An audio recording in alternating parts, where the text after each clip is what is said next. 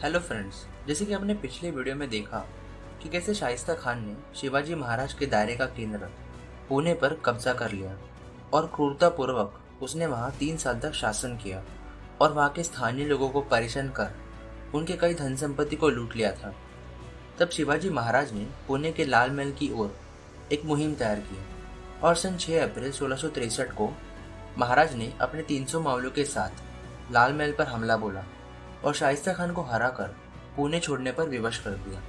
इस हादसे के बाद से लोग शिवाजी महाराज को एक साहसी योद्धा के रूप में देखने लगे थे और पूरे मुगल दरबार में उन्हीं के चर्चे हो रहे थे। अब यहाँ से आगे बढ़ते हुए सन 1664 में महाराज को एक चिंता सताने लगी। वह थी स्वराज की आर्थिक तंगी। जब 1660 में शाइस्ता खान ने पुणे पर कब्जा किया तब उसने वहां के लोगों को डरा धमकाकर कई धन संपत्ति को लूट लिया था, जिसके चलते स्थानीय लोग शिवाजी महाराज को कर नहीं दे पा रहे थे, जिससे महाराज के राजकोष में तंगी हो रही थी। ऐसी स्थिति में इस तंगी से पार पाना बेहद आवश्यक था और दूसरी ओर ये जाहिर था कि शाइस्ता खान के हार के चलते अब औरंगजेब चुप बैठने वाला नहीं था। महाराज जानते थे कि औरंगजेब जल्दी वापस हमला कर सकता है, इसीलिए शस्त्रों से परिपूर्ण होना बेहद आवश्यक था। लेकिन आर्थिक तंगी के चलते वे ये तैयारी नहीं कर पा रहे थे। मुगलों के मन में डर बिठाने और आर्थिक तंगी को दूर करने के लिए महाराज ने एक योजना बनाई और अपना ध्यान सूरत की ओर केंद्रित किया। लेकिन सूरत ही क्यों? क्योंकि सूरत की पहचान उस समय पूरे विश्व में एक समृद्ध और वैभवशाली शहर के रूप में थी। सूरत शहर की प्रतिष्ठा इतनी थी कि सूरत को मुगलों की सोने की चाबी भी कहा जाता था। असल में सूरत भारत का सर्वश्रेष्ठ बंदरगाह था। यह शहर उस समय के हिंदुस्तान के दिल्ली के बाद का सबसे अमीर, आलीशान और समृद्ध शहर था। इसी कारणवश महाराज ने आर्थिक तंगी को सूरत मुहिम से पूरा करने की योजना बनाई और सूरत पर छापा मारने का निश्चय किया। उस वक्त पुर्तगाली, अंग्रेज, ईरानी और मुगल सूरत पर व्यापार करने आते थे। मुगलों के लिए यह शहर एक महत्वपूर्ण व्यापारिक केंद्र था। अकेले सूरत से ही मुगलों की बहुत कमाई होती थी।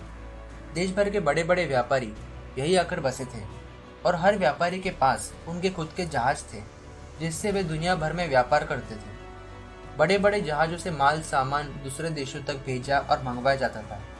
उस समय मेका को जाने का मार्ग सूरत से ही जाता था, इसीलिए ये शहर इतना संपन्न हो गया कि इसका वैभव देखते ही बनता था। परंतु इतने वैभव और संपन्न होने के बाद भी इस शहर की सुरक्षा काफ़ी ढीली थी। शहर को किसी भी तरह की तटबंदी नहीं थी और ना ही ऊंचे ऊंचे दीवारें बनाई गई थी। इस शहर में रहने वाले लोग भी स्वभाव में काफी शांत किस्म के थे। तो ऐसे में अगर पराक्रम हो तो इन लोगों की इतनी सूझबूझ या हैसियत नहीं थी कि वे अपनी सुरक्षा के लिए युद्ध कर सकें। और जो धनी व्यापारी थे उन्होंने भी अपनी सुरक्षा में कोई सैनिकों की तैनाती नहीं की थी। ऊपर से शहर का मुगल अधिकारी इनायत खान लालची, रिश्वतखोर और डरपोक किस्म का व्यक्ति था। ऐसे में शिवाजी महाराज के लिए ये सब परिस्थितियाँ लाभदायक थी और उनके लिए सूरत में छापा मारना और आसान हो गया था। महाराज ने सूरत हमले की रणनीति, योजना और महत्वपूर्ण जानकारी एकत्रित करने के लिए अपने जासूस बहरजी जादव नायक को सूरत भिजवाया। बहरजी नायक अपना भेष बदलकर सूरत में महत्वपूर्ण जानकारियां एकत्रित करने में जुड़ गए। कुछ दिनों बाद वे सूचना लेकर लौटे और महाराज को वहां के अमीर लोगों के घर के नक्शे और सेना से जुड़ी जानकारी देते हुए कहा कि आश्चर्य तत्व से किया गया हमला सफल होगा। फिर महाराज ने अपने सैनिकों को तैयार किया। कल्याण और दंडराजपुरी में महाराज की मराठा सेना की टुकड़ियां पहले से ही तैनात थी। शिवाजी महाराज ने अफवाह फैलाई कि वे गोदावरी नदी में पवित्र स्नान के लिए नासिक जा रहे हैं और अपने 10,000 सैनिकों के साथ नासिक निकल पड़े। महाराज ने नासिक में अपनी सेना में से 4,000 विशेष सैनिकों का चयन किया और सूरत पर हमला करने के लिए निकल पड़े। रास्ते में जौहर और रामनगर के शासक अपने सैनिकों के साथ शिवाजी महाराज की हड़ताली सेना के साथ शामिल हो गए, यह सोचकर कि सूरत की लूट में उन्हें भी कुछ धन संपत्ति का भाग मिलेगा। अब शिवाजी महाराज की सेना 10,000 की हो चुकी थी।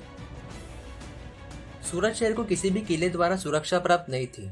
उसके चारों ओर मिट्टी की दीवार की तरह बाढ़ थी।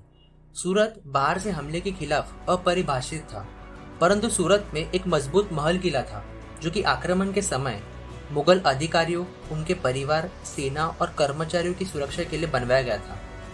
तब 5 जनवरी 1664 को अचानक शिवाजी महाराज के सूरत पर आक्रमण करने की खबर लोगों में फैल गई। भयभीत और चिंतित हो गए।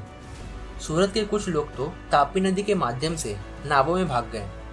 इनायत खान अपने परिवार के साथ उसके मजबूत किले में डर के मारे छुप गया। सूरत के कुछ अमीर व्यापारियों ने उसे रिश्वत दी और किले में उसके साथ शरण ली।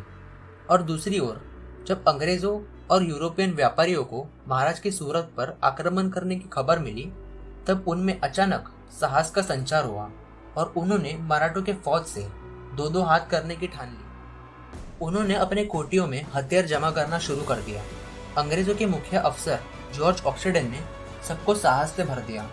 अंग्रेजों ने तोपों के साथ साथ कई अंग्रेजी लोगों को इकट्ठा कर लिया और कुल मिलाकर उनकी संख्या 100 से 200 की हो चली थी। उन्होंने अपने कोठियों में कई तोपों को तैनात कर दिया और छत पर भी 4 तोपें रखवा दिए, जिससे कि मराठा सेना से डटकर सामना किया जा सके।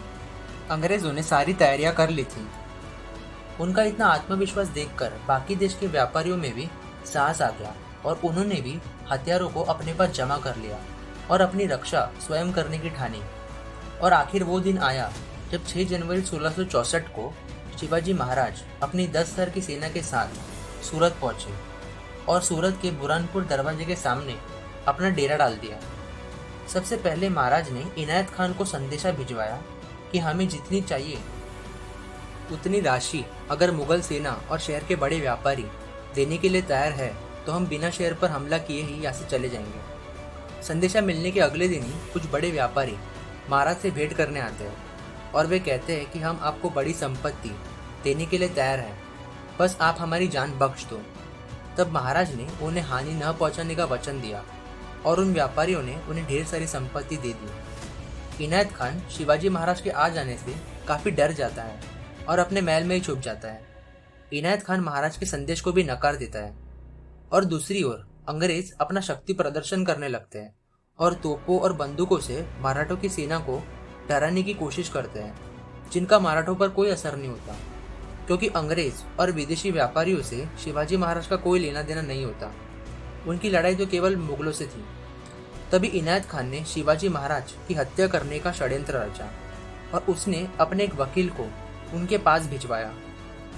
वकील महाराज से कहता है कि मुगल सेना आपको बड़ी रकम देने के लिए तैयार है, लेकिन उसके बदले में आपको अमीर व्यापारियों से लिया गया धन वापस करना होगा।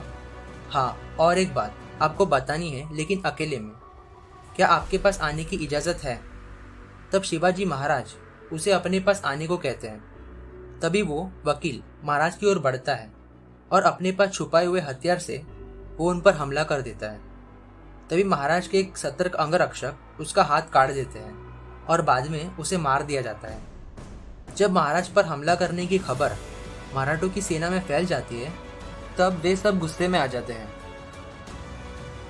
और महाराज से कहते हैं कि आप सिर्फ आज्ञा दीजिए महाराज, हम छोड़ेंगे नहीं इनायत खान को, पूरे सूरत शहर को जलाकर रख देंगे। तब महाराज उनसे कहते हैं कि छोटे बच्चे, बूढ़े, महिलाओं और सूरत के रहवासियों को कोई चोट नहीं पहुंचनी चाहिए। मंदिर, मस्जिद, चर्चिस को भी कोई हानि नहीं पहुंचनी चाहिए और जिन व्यापारियों ने हमें बड़ी धन संपत्ति दी है उन पर भी हमला नहीं करना है। ये सुनकर सभी मराठों ने सूरत शहर पर हमला बोल दिया। उनका सबसे बड़ा शिकार सूरत शहर का सबसे धनी व्यक्ति वीरजी वोरा था। 3 दिन और 3 रात तक उनके घर को लूटा गया। आभूषण, नकद, सोना, चांदी, हीरे और 11 किलोग्राम की कीमती मोती लूटे गए और बाद में उसके महल को जला दिया गया। वहाँ के अधिकारी ने उस लूट का वर्णन कुछ ऐसे किया। वीरजी वोरा के महल को लगाई गई आग इतनी भीषण थी कि वो 3 दिन तक जलती रही। 4 दिन तक चले इस लूट में मराठों ने बड़ी मात्रा में धनराशि को एकत्रित कर लिया था। उन्होंने कई महलों, गोदाम और घरों को जला दिया। उन घरों से निकला हुआ धुआं सुबह के आसमान में फैल गया और दिन भी रात जैसा प्रतीत होने लगा। और 10 जनवरी 1664 को सुबह 10 बजे शिवाजी महाराज और उनकी मराठा सेना बड़ी मात्रा में धन को लेकर रायगढ़ किले के लिए निकल पड़े, जिसमें नकद, सोना, चांदी, मोती, मानिक, हीरे और पन्ने के रूप में 10 करोड़ की संपत्ति जमा थी। सूरत से इतने जल्दी निकलने के पीछे एक वजह यह भी थी कि महाराज को खबर मिल गई थी कि मुगल सेना का एक दल सूरत की रक्षा करने के लिए बढ़ रहा है। महाराज का काम हो गया था, फिर वे क्यों अपने प्रिय मराठों की जान बेवजह खतरे में डालते। शिवाजी महाराज के जाने के बाद सूरत पूरा सुनसान पड़ा रहा और 17 जनवरी को मुगलों का एक दल दिलेर खान की कमान में सूरत आ पहुंचा। तब तक तो सूरत पूरा जल के खाक बन चुका था। मुगल सेना के आने के बाद शहर के लोग वापस आ गए। इनायत खान भी अपने किले से बाहर आ गया। लोग उस पर बहुत गुस्सा हुए और उसकी बहुत बेइज्जती भी की। और दूसरी ओर मुगल प्राधिकरण ने ब्रिटिश ईस्ट इंडिया कंपनी के अध्यक्ष जॉर्ज ऑक्सीडेन को सूरत में शिवाजी महाराज के हमले के दौरान साहस और बहादुरी दिखाने के लिए सम्मानित किया गया। मुगल साम्राज्य के प्रमुख बंदरगाह सूरत पर शिवाजी के हमले से मुगलों को बहुत बड़ा झटका लगा था। शिवाजी के हमले के बाद सूरत के बंदरगाह का राजस्व बहुत ही कम हो गया था। उनका व्यापार बहुत ही ढीला पड़ गया और उनको कई सालों तक नुकसान का सामना करना पड़ा था।